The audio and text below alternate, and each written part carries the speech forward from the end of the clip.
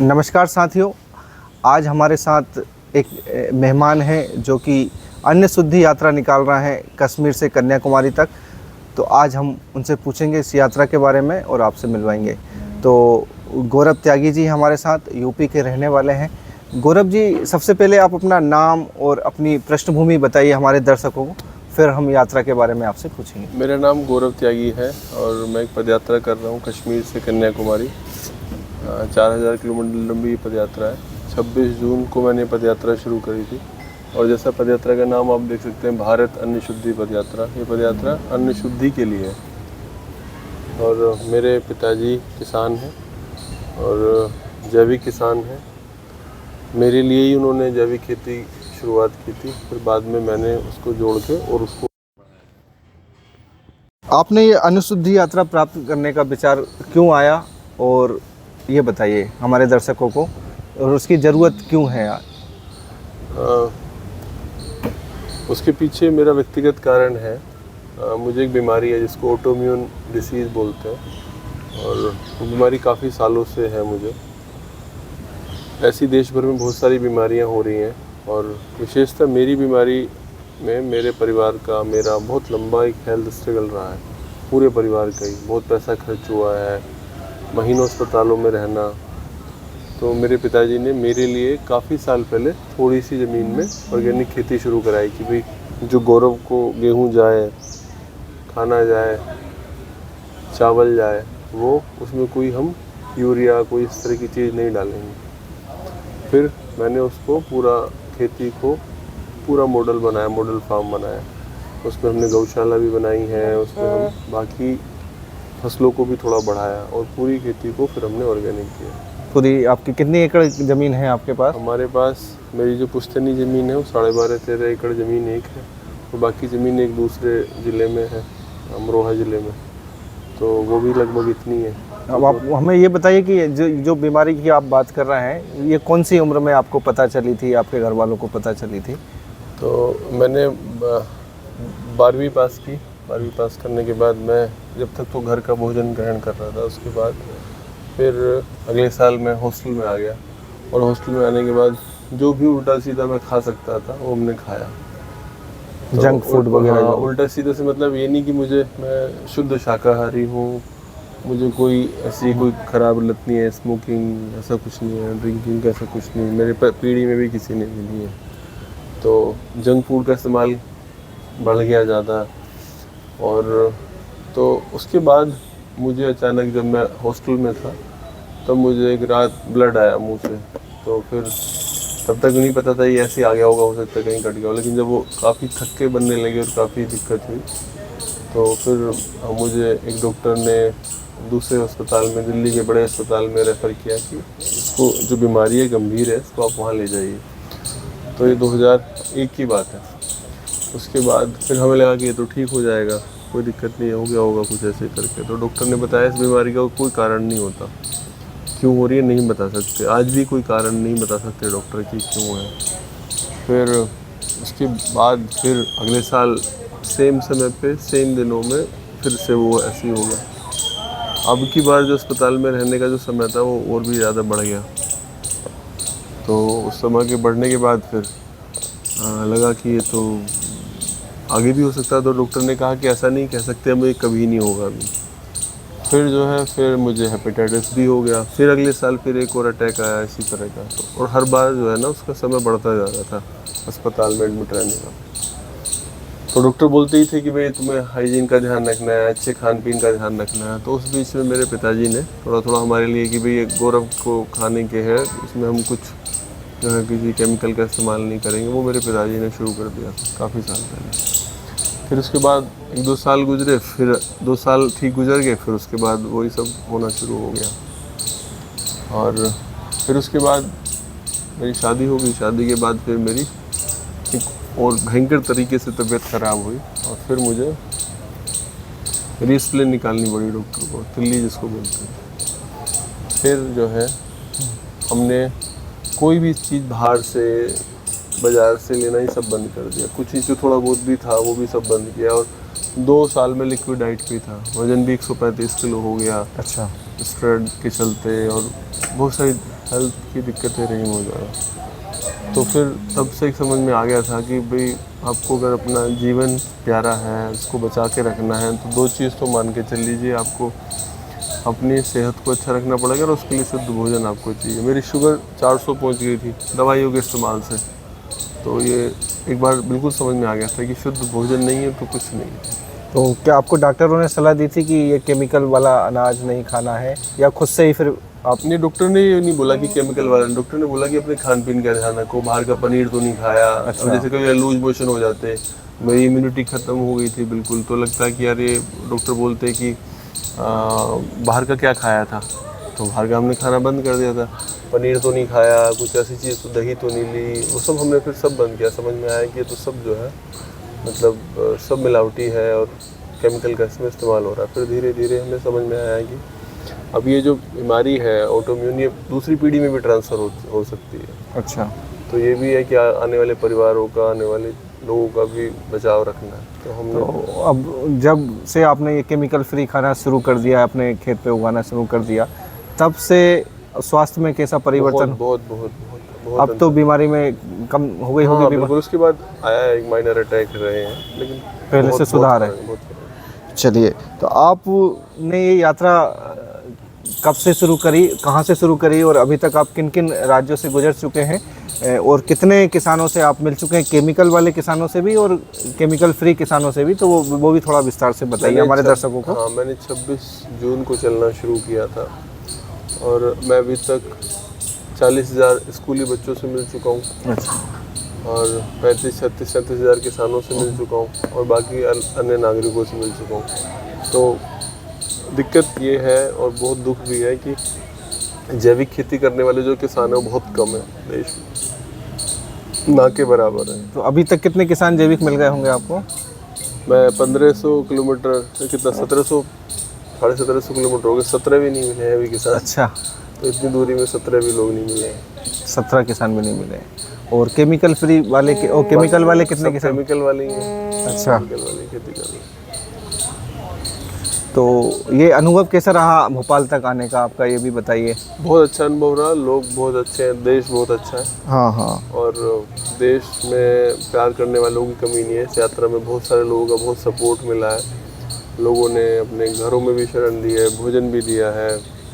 और वैसे हमने सोच के आए थे कि हम खुद से सारी चीज़ों को करेंगे और हमने किसी से कुछ ऐसा नहीं, कुछ डोनेशन वगैरह नहीं, हम खुद से कर रहे हैं सारा इंतजाम। लेकिन फिर भी लोगों का प्यार है, लोग बुलाते हैं।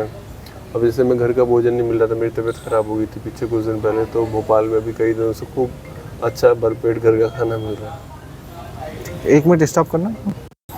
इस यात्रा का आपका मुख्य उद्देश्य क्या है, ये हमारे दर्शकों को आप बताइए।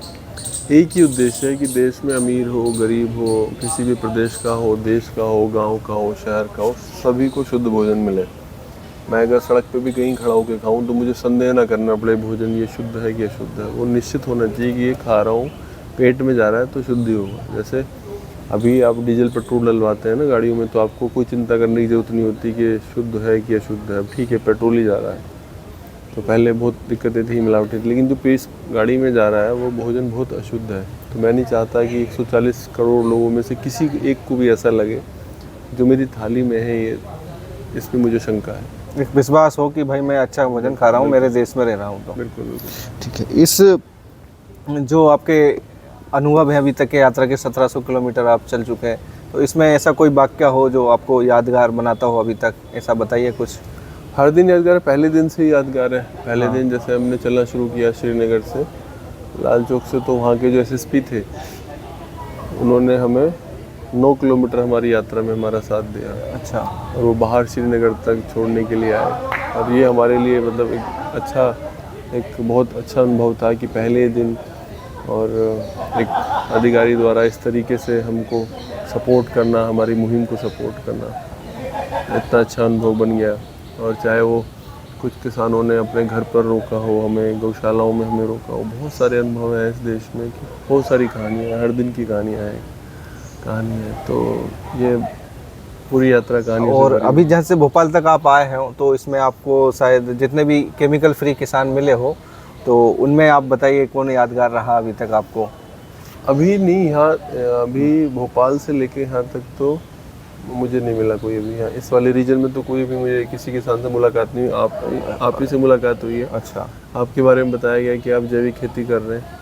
मेरे ख्याल से आपके यहाँ भी कल परसों तक ही हम लोग पहुँचेंगे। जी जी, चलिए। या भी जैसे यहाँ पे अनंत मंडी है, उसके बारे में मुझे पता चला है कि वहाँ लोग जो है जैविक उत्पाद लेके आते हैं, कुछ किसान अपना, और वहाँ अपना उत्पाद वो बेचते हैं जैविक, यहाँ अनंत मंडी में। और इससे पहले कहीं आपको ऐसी जगह मिली कि यहाँ अपने किसान उत्पाद बेचने आते हो, जैसे आनंद मंडी भोपाल में? हाँ, आपको पता मतलब कुछ जगह ऐसे बाजार हैं कहाँ कहाँ पे, तो बताइए तो, ताकि दर्शकों को पता चले जो भी देख रहे हो तो उनके एरिया। दिल्ली में फार्मर मार्केट लगता है। अच्छा।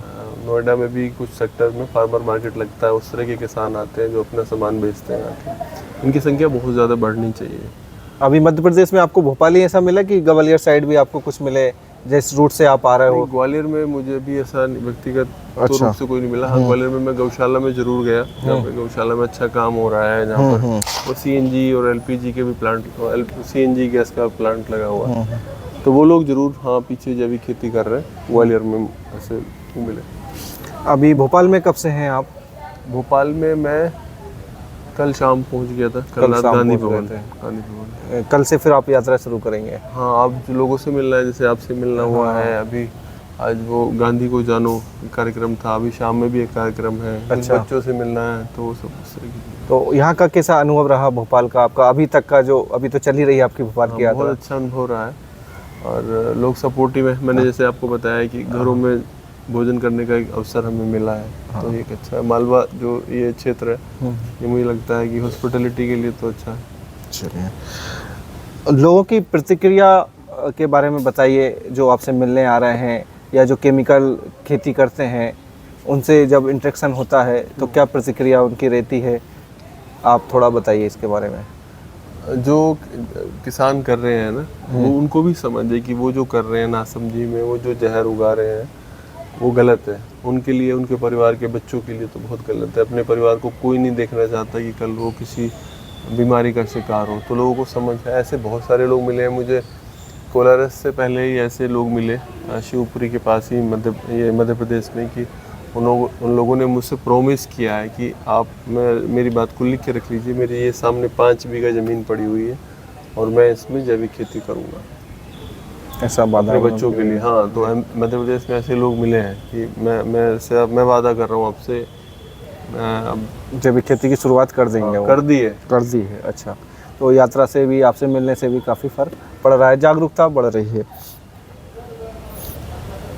क्या आपको प्रशासन ने या किसी विशेष संस्था ने कोई सहयोग किया है इस यात्रा में? नहीं, ऐसे कोई प्रशासन से हमने सहयोग तो नहीं किया, मिला है हमने। लेकिन हाँ, जैसे मैंने आपको बताया कि जो एसएसपी हमारे साथ चले उन्होंने, और जैसे जो अभी लद्दाख के गवर्नर हैं श्री कविंद्र गुप्ता जी, वो हमारी पदयात्रा में शामिल होने के लिए आए थे जम्मू में। और उसके बाद जो सांसद हैं नवीन जिंदल जी कुरुक्षेत्र से, उनकी टीम ने हमें बुलाया और वहाँ हमने भोजन किया। और नवीन जिंदल जी ने भी हमारे लिए सोशल मीडिया पे हमें सपोर्ट किया है। ये आपका निजी प्रयास है, किसी संस्था से आपको सहयोग नहीं है? नहीं, निजी प्रयास है, निजी प्रयास है, तो ये इनका बहुत अच्छा प्रयास है। क्या आपको इस यात्रा में अभी तक 1700 किलोमीटर दूर चल चुके हैं, किसी विरोध का सामना करना पड़ा, किसी कठिनाई का सामना करना पड़ा हो तो वो भी आप बताइए हमको। नहीं, कठिनाई ऐसे कुछ नहीं है। अब जैसे क्या होता है बारिश में चलते हुए, कई बार, क्योंकि मैं बारिश में चलता हूँ। हाँ। एक दिन बारिश में मैं 27 किलोमीटर चला, तो उस चप्पलों में मुझे चलना पड़ा, स्लीपर में, तो पैरों में मेरे दर्द हो गया, घुटनों में। तो वो थोड़ा सा ऐसा रहता ही है कि क्योंकि वो मुझे ऑटोइम्यून डिसीज़ भी है, तो थोड़ा सा उसी को थोड़ा ध्यान रखना होता है। बाकी ऐसा कोई विरोध तो नहीं है, ऐसा कुछ नहीं कि कोई ऐसी बाधा। और ये तो मैं सोच के आया था कि इस जर्नी को करना है तो मेंटल फिटनेस तो चाहिए ही चाहिए, फिर हर दिन चलना है। आप अन्न शुद्धि यात्रा को बढ़ावा देने के लिए समाज में कैसे सोचते हैं, कैसे बढ़ावा दिया जाए अन्न शुद्धि के लिए? क्या क्या कदम उठाना चाहिए समाज के लोगों को भी और किसानों को भी? इस बारे में थोड़ा विस्तार से बताइए, ताकि किसान भी समझे और जो ग्राहक हैं, जिनके पास ज़मीनें नहीं हैं, जिनको भोजन की आवश्यकता भी है, ग्राहक और किसान दोनों के तौर पे आप बताइए कि दोनों के लिए क्या ज़रूरी कदम उठाना चाहिए? किसानों से मैं ये कह रहा हूँ कि आप लोग, जैसे मैंने आपको बताया भी, कि आप लोग छोटी सी मात्रा में ही सही एक शुरुआत करिए, और जो भी आप ज़मीन है आपके पास, उसका एक छोटा सा हिस्सा जैविक खेती करना शुरू करिए। पहला कदम ये हो गया, अपने परिवार के लिए पैदा करना शुरू करिए। दूसरा कदम है कि उस उपज को अन्य लोगों तक भी पहुंचाइए, क्योंकि उनको भी अच्छे भोजन की ज़रूरत है और उससे आपको अतिरिक्त पैसा भी मिलेगा। अच्छे सामान का खरीदार है, लेकिन जो अभी वो सामान खरीद रहा है उसको वो संदेह की दृष्टि से देखता है कि ये जैविक है, ऑर्गेनिक है कि नहीं है। जी जी। तो किसानों को बेचना चाहिए। लोगों से हम ये बोल रहे हैं कि आप लोग सप्ताह में कोई एक ऐसा दिन बनाइए जब आप ये कहेंगे कि जो मेरी थाली में है भोजन वो किसी किसान के खेत से सीधा आया, ना कि किसी ब्रांड, ना कि किसी कंपनी को आपको देखना चाहिए। तो आप अपना फैमिली फार्मर चुनिए, फैमिली किसान अपना चुनिए जो आपको शुद्ध भोजन उपलब्ध कराए। आप किसी कंपनी ब्रांड के चक्कर में मत जाइए, आप सीधा किसानों से खरीदना शुरू करिए। छोटी सा एक ही प्रोडक्ट से, कई बार लोग सोचते हैं कि 50 से शुरू करो, वो मत करिए, एक प्रोडक्ट के साथ शुरू करिए। दूसरा बहुत जो गंभीर एक और दिक्कत है, बच्चे हमारे खा रहे हैं जंक फूड और बच्चों को बहुत सारी बीमारियां हो रही हैं। तो वो क्योंकि मुझे पता है, मतलब जब आप लंबा आपने तो भोगा ही है, क्योंकि भोगा है तो आपको पता होता है कि इसके कितने साइड इफेक्ट बुरे परिणाम हो सकते हैं। और मैं ये बात को कहना चाहता था, अपने जो भी मेरी सामर्थ्य है उसके अनुसार कहना चाहता था। तो मैं इसी क्रम में बच्चों को भी बोल रहा हूँ कि कैसे जंक फूड से आपको दूर रहना चाहिए, क्यों रहना चाहिए। और साथ ही जैसे मैं आपने पूछा कि किन किन संस्थाओं को आप क्या कहना चाहेंगे, अब हम किस सरकार को भी ये अपने इसके माध्यम से, पदयात्रा के माध्यम से बोलना चाहता हूँ कि जिस तरीके से बाकी क्षेत्रों में काम हुआ है, जैसे सरकार दूसरे कदम उठाती है, डीजल बसों से पोल्यूशन था तो सीएनजी बसें आई, इलेक्ट्रिक बसें आई, अब हाइड्रोजन फ्यूल की बात हो रही है। उसी तरीके से जैसे किसान जो है वो खेतों में यूरिया डाल रहा है, कीटनाशक डाल रहा है, फर्टिलाइज़र डाल रहा है तरह तरह के, और स्प्रे कर रहा है, उनके भी दूसरे विकल्प खोजे जाने चाहिए, ढूंढे जाने चाहिए जिनसे मानव स्वास्थ्य को कोई खतरा ना हो, जिनसे सबको शुद्ध भोजन मिले। और इन पे काम होना चाहिए, रिसर्च होनी चाहिए, ऐसे काम वैज्ञानिकों को करने चाहिए, क्योंकि अब हमारा देश दूसरे ग्रहों पर भी जा रहा है, लेकिन इस ग्रह की स्थिति सुधारने के लिए बहुत ज़्यादा ज़रूरी है कि हम ऐसे चीज़ों को बनाएं, ऐसे जिनका खेती में इस्तेमाल करने से मानव स्वास्थ्य पर कोई असर न पड़े। आप खाद्य प्रदूषण और जो मिलावट को कितना बड़ा मुद्दा मानते हैं हमारे देश के लिए? बहुत बड़ा मुद्दा है। मैं यही बोल रहा हूँ कि जैसे अगर हम थोड़ी देर के लिए बात रख दें जैविक या अजैविक किसान को थोड़ा साइड में कर दें, तो ऐसा नहीं है कि उसके बाद सारी दिक्कतें ठीक हो जाएंगी। जो मिलावट है भोजन पदार्थों में, भोज्य पदार्थों में जो मिलावट है वो बहुत बड़ा चिंता का विषय है। किसान मिलावट नहीं करता, किसान चर्बी नहीं मिलाता, किसान पाम ऑयल नहीं मिलाता सरसों के तेल में, किसान दाल में कोई दूसरी दाल नहीं मिलाता। किसान के यहाँ तो जो हो जाएगी, अगर उसको आप सही पैसा देंगे तो वो आपको अच्छे से दे देगा सामान। तो जो मिलावट है वो बहुत बड़ी है। अगर आप इस चीज़ को अपनाएंगे जो हमने बताया फैमिली फार्मर, तो मिलावट से बचेंगे आप, और दूसरा आपको सामान भी सस्ता पड़ेगा और किसान की जेब में भी 2 पैसे अतिरिक्त आएंगे। जी, आपके परिवार का तो पूरा समर्थन है जैसा आप बता रहे हैं। आपके दोस्तों, मित्रों, रिश्तेदारों का क्या रिएक्शन है इस यात्रा के बारे में, थोड़ा वो भी बताइए। मैं बहुत भाग्यशाली हूँ कि मेरा परिवार इतना सपोर्टिव है। मेरे माता पिता, मेरी दादी, मेरी पत्नी, मेरे बच्चे दोनों, मेरा भाई, सारे के सारे लोग बहुत सपोर्टिव हैं। मेरे बेटे ने मेरे से बोला कि पापा अगर अभी नहीं जा पाए तो फिर कभी नहीं जा पाओगे अच्छा, यात्रा के लिए। कितना बड़ा बच्चा है आपका? 11th क्लास में मेरा बड़ा बेटा। और मेरे दोस्त हैं बचपन के, रजत जी। अच्छा, साथ में। तो ये भी मतलब आप सोचिए कि अगर आपका सबसे बचपन का दोस्त अगर आपके साथ इस पद यात्रा में है तो आप कोई भी चीज़ आसानी से कर सकते हैं। सही बात है। रिश्ते, जब आपने जैसे ऑर्गेनिक खेती बढ़ाई होगी, रकबा बढ़ाया होगा, तो आपके रिश्तेदारों या आपके जो आसपास के गांव के जो लोग हैं उनका रिएक्शन कैसा था, वो उसके बारे में थोड़ा बताइए। क्योंकि जब भी कोई किसान जैविक खेती करता है तो सबसे पहले तो उसको अपने परिवार में ही कठिनाई झेलना पड़ती है, फिर उसके आस पड़ोस में और उसके गाँव वालों में। ये काफ़ी मजाक का विषय बन जाता है किसी भी जैविक किसान के लिए। तो इसको आप बताइए ताकि लोग समझें जैविक खेती के बारे में और कठिनाइयों के बारे में। तो मैं बाकी चीज़ों की परवाह नहीं करता, बस जो लोग मैंने बताए ना आपके, वो क्या कह रहे हैं ये मैटर करता है। हाँ। बाकी लोगों की परवाह नहीं कर सकते। नहीं, ऐसी कोई कठिनाई आई थी क्या आपके साथ? ऐसी कोई कठिनाई आती भी नहीं है, ना किसी को आ सकती। घर के लोग हैं, खेती हमारी, और कोई कुछ बोलेगा तो वो तो वैसे भी बोलेगा। हाँ। अगर मैं कोई नई फसल लगाऊंगा तो भी बोलेगा। बाकी चीज़ों की मैं परवाह नहीं करता है, ये कोई क्या बोलेगा, क्या करेगा, उस चीज़ की तो परवाह करूंगा तो मैं कभी यात्रा कर ही नहीं सकता।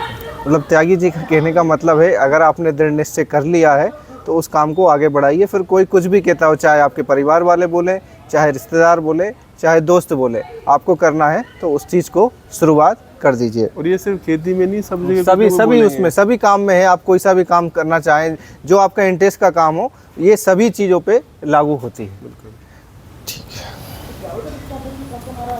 आप मानसिक और शारीरिक रूप से आपको अपने आप को कैसे तैयार करते हैं इतनी लंबी यात्रा के लिए, इसके बारे में बताइए थोड़ा। हाँ, तो मतलब ये एक दृढ़ संकल्प तो चाहिए चलने के लिए। हर दिन चलना है, आसान नहीं होता। ये तो मतलब एकदम समझ आता है। और हर दिन का है, आप काम छोड़ के, अपना परिवार छोड़ के हैं यहाँ, तो मानसिक रूप से तो बहुत आपको ऊपर के लेवल की तैयारी चाहिए। फिजिकल फिटनेस का गेम जो है वो कम है, मानसिक फिटनेस जो है ना वो बहुत बड़ी चीज़ है। ये तो कई बार लोग तो बोलते इसको 2 पार्ट में कर लो, 3 में कर लो, लेकिन हमने ऐसा सोचा नहीं। हमने कहा एक ही बार में इस पद यात्रा को करेंगे।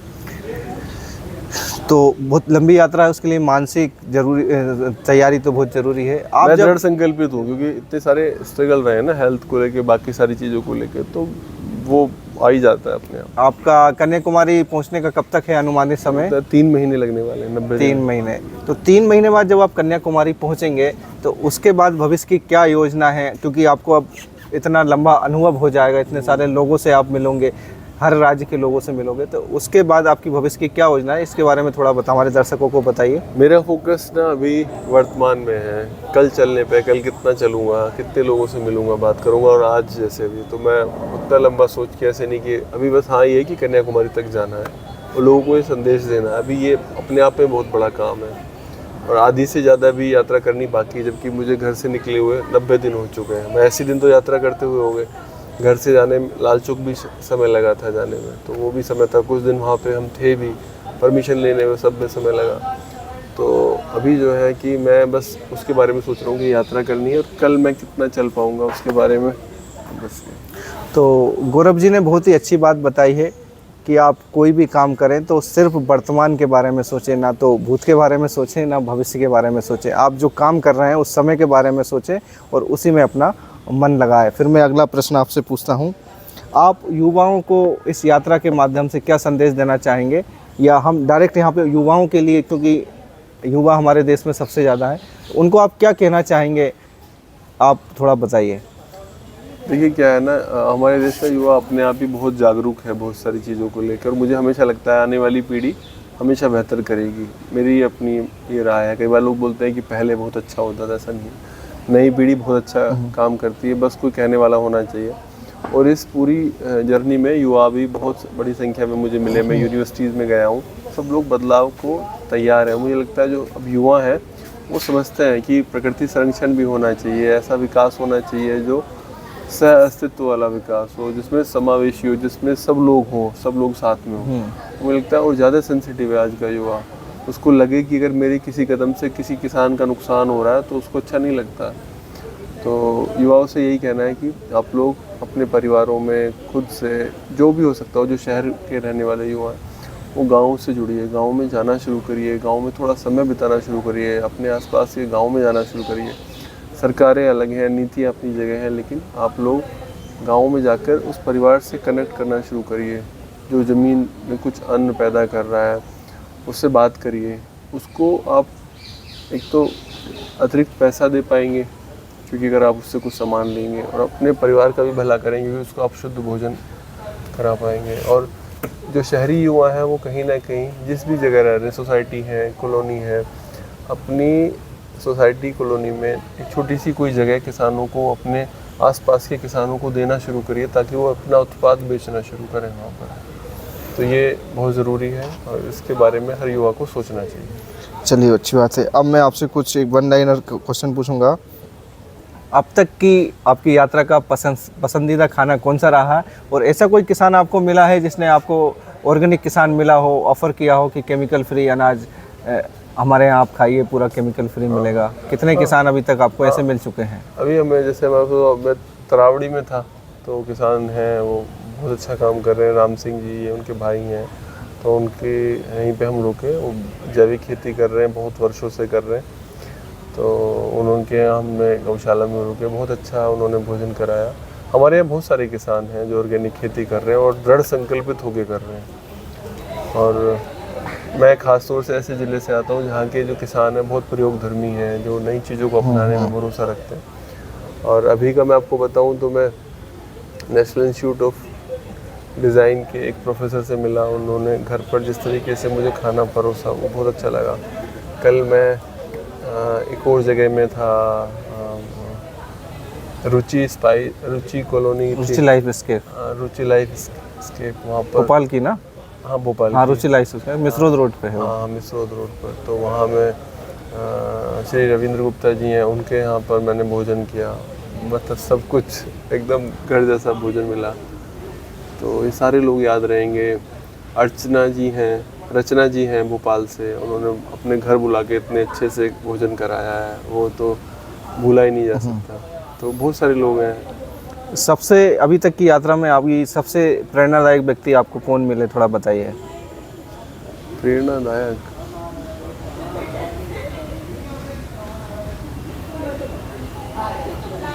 हर किसी इंसान से कुछ ना कुछ सीखने के लिए मिलता ही है। मुझे लगता है कि नहीं, ऐसा कोई जो जिससे आपको सबसे ज़्यादा प्रेरणा मिली हो अभी तक की यात्रा में? अभी तो आपको खूब मिलेंगे, बहुत सारे मिलेंगे। अभी 1700 किलोमीटर जो चल चुके हैं उसमें ऐसा कोई आपको हर कोई इंसान किसी न किसी रूप में ना प्रेरणा दे ही रहे हैं। कि जैसे कोई साथ दे के, कोई सहयोग करके, कोई, अब जैसे मैं अनीश जी से मिला तो अनीश जी के जो भाव हैं, जो वो प्रेरित करते हैं। जैसे यहाँ पर मैंने देखा अभी बच्चे बैठे हुए हैं और कुछ डिस्कस कर रहे हैं, बात कर रहे हैं गांधी भवन में, अपने आइडियाज़ पर बात कर रहे हैं। तो मैं ये तो हमेशा अब मैं यहाँ से लेके जाऊँगा। हम गांव में एक लाइब्रेरी चलाते हैं बच्चों के लिए। अच्छा। तो मैं वहाँ पर, हम अपने गांव में ऐसा कुछ विकसित करने की कोशिश करेंगे जहाँ पर गांव के बच्चे डिस्कस रोज़ाना आके कुछ डिस्कस करें, कुछ बात करें किसी नए टॉपिक पर। तो मैं एक चीज़ वो ये साथ लेके जाऊँगा यहाँ से। चलो, यहाँ से सीखने को मिलेगा। अभी तक की यात्रा का सबसे लंबा दिन कौन सा रहा है, बताइए आप। सबसे लंबा दिन था शिवपुरी। शिवपुरी में क्या हुआ कि एक दिन मैंने सबसे ज़्यादा दूरी तय की पंजाब में 45 किलोमीटर। और शिवपुरी का लंबा दिन इस कारण है कि शिवपुरी से पहले एक फ्लाईओवर पड़ता है और दिन छिपने वाला था और मैंने उस फ्लाईओवर पे चढ़ना शुरू किया। तो मैंने सोचा नहीं था कि फ्लाईओवर इतना लंबा होगा। हमने सोचा कि फ्लाईओवर पार हो जाएगा और दिन था, अभी काफ़ी देर होगी चलते हुए। मेरे ख्याल से फ्लाईओवर 9-10 किलोमीटर शायद लंबा हो, या हो सकता है उससे भी ज़्यादा लंबा हो। तो थोड़ा ही चला, उससे पहले लंगूर मिल गए, उनसे बचना था। अच्छा। फिर थोड़ी देर चला, आधा घंटा, तो दिन छिप गया, अंधेरा हो गया। अंधेरे में चलता रहा क्योंकि लग रहा था फ्लाईओवर पे कहाँ पे हम रोकें इसको। थोड़ी देर बाद चला, 1 घंटे बाद फ्लाईओवर पे बारिश होने लगी। तो फिर बारिश, बहुत तेज़ बारिश थी उस दिन। मैं बारिश में चलता रहा, फिर भी जाके फ्लाईओवर 1 घंटे बाद फ्लाईओवर पार हुआ। और फिर मैंने बारिश में चलता रहा। तो वो मुझे लगता है थोड़ा लंबा दिन था, बट ऐसा मुझे कुछ नहीं लगा कि ये कुछ कष्टदायी है या मुझे कोई तकलीफ हो रही है, ऐसा। चलिए गौरव जी, अब मुझे आप ये बताइए, आपकी जो यात्रा है उसको 2 लाइन में आप कैसे बताना चाहेंगे? अगर 2 लाइन में बताना हो पूरी यात्रा का सार। पूरी यात्रा का यही कि सारे सर्वे संतु निरामया, सब निरोगी रहें और उसके लिए शुद्ध भोजन बहुत जरूरी है। क्योंकि मुझ पे जो रहा है, दिक्कत रही है मुझे, मैं नहीं चाहता कि किसी लोगों को हो, या मेरे करीबी लोगों को भी कई बार दिक्कत हुई है, जो मेरे दोस्त हैं और बड़ी दिक्कतें उनको हुई हैं। तो सर्वे संतु निरामया, सब निरोगी रहें, बस एक यही संदेश है। इसके लिए शुद्ध भोजन अपनाना पड़ेगा। तो साथियों, हमारे साथ थे गौरव त्यागी जी, उत्तर प्रदेश के रहने वाले हैं और कश्मीर से कन्याकुमारी तक की ये अन्न शुद्ध यात्रा कर रहे हैं। और साथियों, अब पर्यावरण, जलवायु परिवर्तन हो रहा है और हमारा भी उद्देश्य है कि जब होगा जहर मुक्त अनाज हमारा, तब होगा जहर मुक्त समाज हमारा। और उसी से संबंधित गौरव जी की यात्रा है अन्न शुद्ध यात्रा, कि हर समाज के हर व्यक्ति को शुद्ध अनाज मिले, उसका हक भी है और उसे मिलना भी चाहिए, और हमारा पूरा समाज निरोगी रहे। तो हमारा आप सभी से कहना है, चाहे आप छोटे किसान हो, बड़े किसान हो, चाहे आपके पास ज़मीन नहीं हो, फिर भी आप कोशिश करिए कि अपने परिवार को केमिकल फ्री अनाज, शुद्ध अनाज, ताज़ा अनाज, मौसमी सब्जियां, अनाज आपको अपने परिवार को उपलब्ध कराने की जिम्मेदारी आपकी खुद की होना चाहिए। तभी होगा जब हमारा समाज केमिकल फ्री। धन्यवाद साथियों, अगले वीडियो में फिर मिलेंगे। तब तक के लिए जुड़े रहे हमारे चैनल के साथ, और अगर आपको जानकारी पसंद आए तो इसको शेयर करिए और अभी तक आपने अगर सब्सक्राइब नहीं किया है तो हमारे चैनल को सब्सक्राइब भी कर लीजिए।